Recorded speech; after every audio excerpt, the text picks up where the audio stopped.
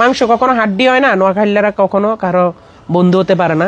আমি একজন মির্জাফর, আমি তহিদ আফ্রিদিকে ধরাই দিছি। আমি আমার নোয়াখালীর প্রতিটা মানুষের কাছে, আশেপাশে বাংলাদেশের প্রতিটা বন্ধু বান্ধবের কাছে আমি হয়ে গেছি একজন মির্জাফর। কোনো বন্ধুরে বিশ্বাস করে না, নোয়াখালীটা করে কেউ বিশ্বাস করে না। আমার কারণে আমার এলাকা কেন নষ্ট হবে? আফ্রিদি ভাই ফোন দিয়া কয়, ভাইয়া একটা ভিডিও বানাইতে হইব। আমি কই ভাইয়া কি বিষয় ভিডিও কোন?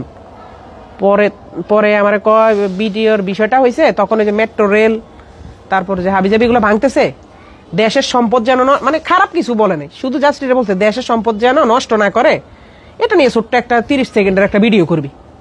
পরে আমি কইছি আচ্ছা ভাইয়া ঠিক আছে, 30 সেকেন্ড একটা ভিডিও করা যাবে। কত ভাইয়া কিছু টাকা পাঠাবো, এই কথা এটা মানে মানে টাকা কইছে, কিছু টাকা পাঠাবে এই কথা কয়ে ফোনটা রাখছে। কইছে আচ্ছা আমি তোর পরে ফোন দিতেছি।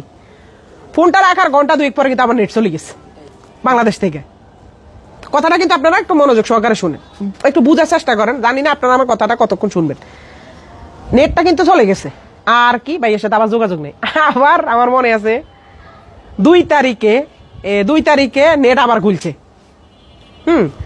2 তারিখে নেট খুলছে হলো, আমি তখন আন্দোলনে চলে গেছি। আমার বাড়ি থেকে আন্দোলন হয়েছে 60 কিলোমিটার দূরে। আমার বাড়ি হচ্ছে যে জায়গায় গ্রামে, নোয়াখালী গ্রামের মধ্যে, আমি গেছি শহরে, মাইজদি শহরে।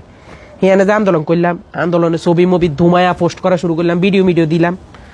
তো ভিডিও দিছি, আচ্ছা যাক অনেক ভাইরাল। তখন আমি আমার আমগো নোয়াখালী ওই সাইডে মোটামুটি আমি একটা হট টপিক ছিলাম তখন। আন্দোলনে গেছি, কারণ আমি আন্দোলনেও যাওয়ার একটা কারণ আছে, যেহেতু আমার বাড়ি থেকে অনেক দূরে, আন্দোলন যাওয়া পসিবল না। আমি আমার